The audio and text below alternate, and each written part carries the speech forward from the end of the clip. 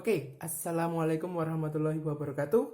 Saya sampaikan selamat datang kepada Ananda kelas 10 dari Al-Iza Leadership School. Pada kesempatan hari ini kita akan belajar mengenai sejarah Indonesia wajib untuk kelas 10 baik itu MIA maupun IIS. KD yang kita bahas hari ini adalah KD 36 dan 46 part 1. Kenapa ada part 1? Karena ya ada part 2-nya dong. Karena memang pembahasan ini akan sangat panjang, jadi akan saya bagi 2, mungkin bahkan 3. Nah, dalam materi ini kita akan berfokus mengenai kerajaan-kerajaan Hindu-Buddha yang ada di Indonesia. Apa saja yang akan kita bahas? Pertama ada kondisi masyarakat, pemerintahan, budaya, hingga nanti keterkaitannya dengan masa kini. Apakah ada nilai-nilai yang tetap dipertahankan hingga masa kini? Oke, daripada panjang-panjang intronya, mari kita mulai materinya. Oke, kita akan masuk ke materi mengenai kerajaan. Sudah dilihat ini ada apa? Ya, ini adalah peta. Ya, nggak apa-apa lah, agak jelek dikit ya. Tapi seenggaknya ini akan menggambarkan bagaimana kondisi geografis yang ada di Indonesia dan berkaitan dengan lokasi-lokasi kerajaan-kerajaan Hindu-Buddha. Kita mulai dari lokasi pertama. Ada kerajaan apa ya, masih ingat? Kutai ada di Kalimantan. Nah, Kutai sendiri ini adalah kerajaan bercorak Hindu. Ia dikenal karena adanya bukti. Jadi Kutai ini dikenal karena adanya bukti temuan prasasti Yupa. Nah, prasasti Yupa ini sendiri berisi mengenai persembahan 20.000 ekor sapi kepada kaum Brahmana dan menyebutkan 3 nama raja. Di dalamnya ada Raja Kudungga, Aswawarman, dan Mulawarman. Nah, jadi yang mempersembahkan 20.000 ekor sapi ini sendiri sebenarnya adalah Raja Mulawarman. Nah, karena itu akhirnya dikenal ternyata dulu di Kalimantan itu ada kerajaan yang namanya Kerajaan Kutai. Nah, terus bagaimana kondisi masyarakatnya? Kalau kita lihat nih, 20.000 ekor sapi, kira-kira apa dong mata pencarian penduduknya? Ya, tentu saja berternak. Nah, kalau ternak otomatis kan membutuhkan makanan dan minuman kan. Nah, bisa dibilang kalau dulu lokasi Kerajaan Kutai ini adalah lokasi yang ditumbuhi banyak rumput serta wilayah yang subur, karena memang Kutai sendiri di sekitarnya dilalui oleh beberapa sungai dan anak sungai. Salah satunya yang paling besar adalah Sungai Mahakam. Nah, jadi raja terbesarnya adalah disebut juga Mulawarman. Oke, beralih yang kedua. Yang kedua adalah Kerajaan Tarumanagara. Tarumanagara sendiri pernah disebutkan dalam catatan di negeri Tiongkok, di Cina. Jadi, dulu sudah ada hubungan antara Cina dan Tarumanagara ini. Tarumanagara dalam berita itu disebut sebagai negeri yang bernama Tolomo. Nah, jadi aksennya mungkin Taruma jadi Tolomo. Nah, Tolomo sendiri ini ada di catatan seorang penjelajah musafir bernama Ising. Nah, disebutkan juga bahwa Tarumanagara ini itu ada di pulau bernama Chopo atau mungkin Jawa. Nah, Kerajaan Tarumanagara ini sendiri dikenal dengan rajanya yang bernama Purnawarman. Dalam prasasti Cirebon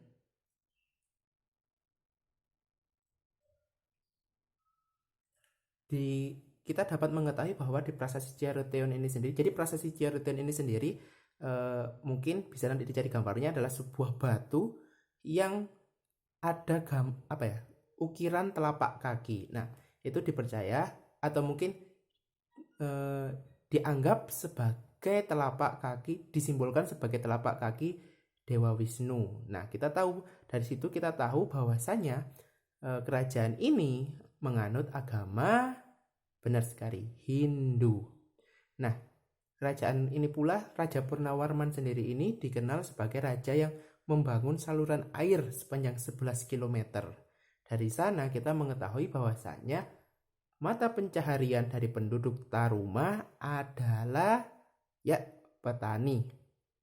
Bisa dibilang kerajaan ini adalah kerajaan yang bersifat agraris. Oke, kita bahas sedikit mengenai prasasti Ciaruteun.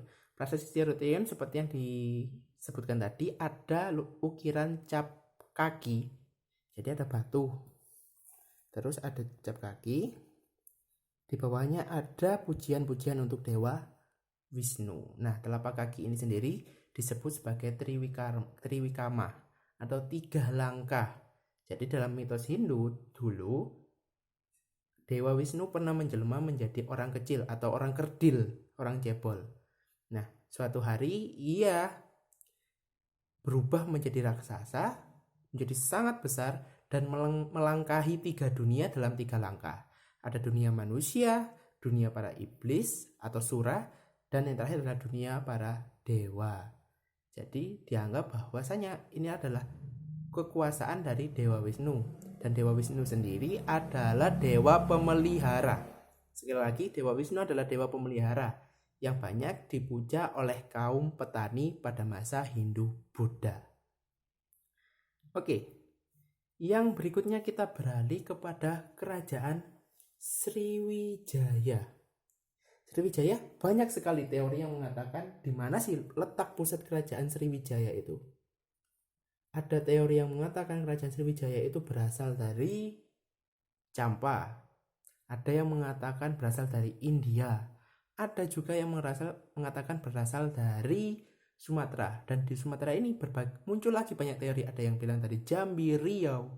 Tapi kalau menurut hemat saya, kerajaan Sriwijaya itu paling mendekati pusatnya adalah di Palembang. Kenapa demikian? Karena Sriwijaya dalam berita-berita Cina disebut dengan Silifosi. Ini dialek untuk menyebut kata Sriwijaya, karena orang Tiongkok mungkin tidak bisa menyebutkan kata Sriwijaya. Silifosi.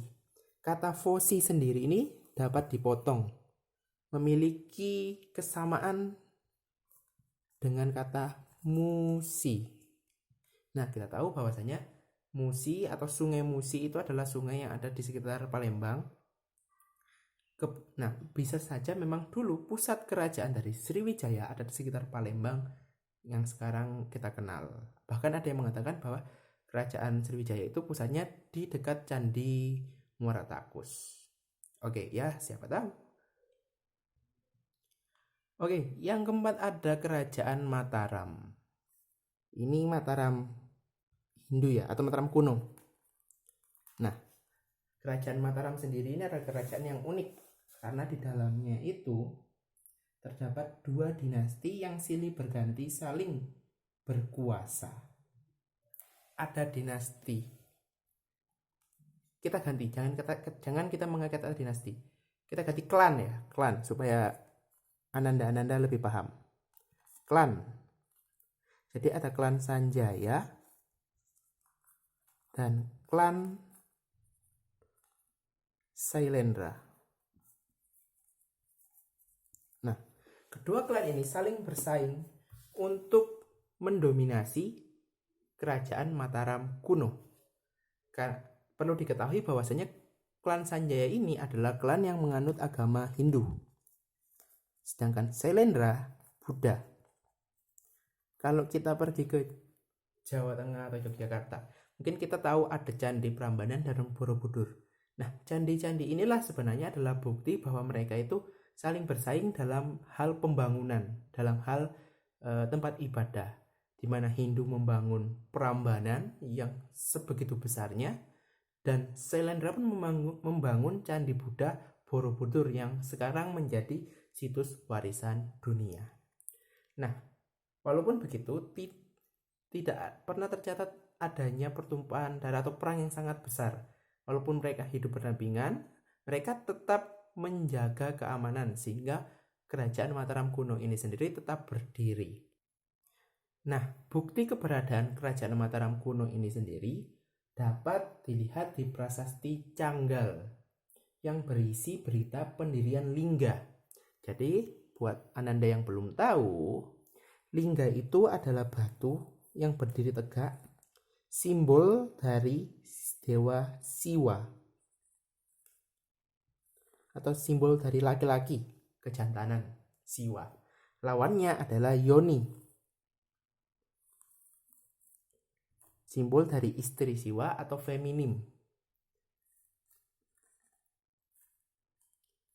Nah, dalam prasasti Canggal disebutkan bahwa ada raja bernama Sanjaya, ya nanti akan menjadi leluhur dari klan atau dinasti Sanjaya ini. Jadi Raja Sanjaya ini mendirikan Lingga.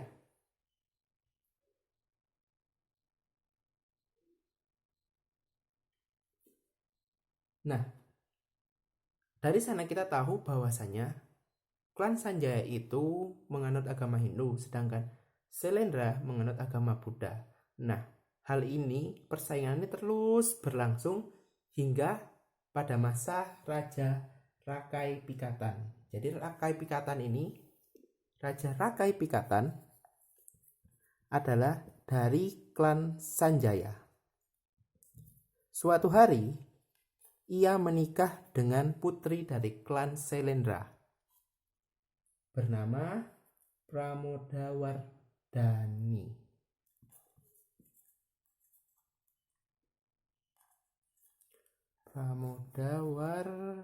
Kita singkat aja, Wardhani. Nah, pernikahan ini menyatukan kedua klan, baik itu Sanjaya dan Sailendra. Hingga nanti kerajaan ini menjadi kerajaan yang besar dan makmur. Nah, terus bagaimana akhir dari masing-masing kerajaan? Ya, sebagian besar ada yang ditaklukkan oleh kerajaan yang lebih besar lainnya, ada juga yang tiba-tiba menghilang. Ada juga yang berpindah tempat, seperti salah satunya mungkin nanti Mataram kuno yang berpindah tempat, yang tadinya di Jawa bagian tengah akan pindah ke Jawa bagian timur. Kenapa? Para sejarawan sebagian berprediksi bahwa penyebabnya adalah bencana alam, yakni letusan Gunung Merapi. Ya, mungkin itu bisa didiskusikan lagi untuk kedepannya. Oke, mungkin cukup sampai sekian. Mohon maaf jika ada kurang kata dan mungkin kesalahan, tapi tetap semangat, tetap belajar bagi Ananda, walaupun tetap di rumah harus tetap dibuka lagi bukunya, tetap semangat, tetap belajar. Oke, itu saja saya akhiri. Wassalamualaikum warahmatullahi wabarakatuh.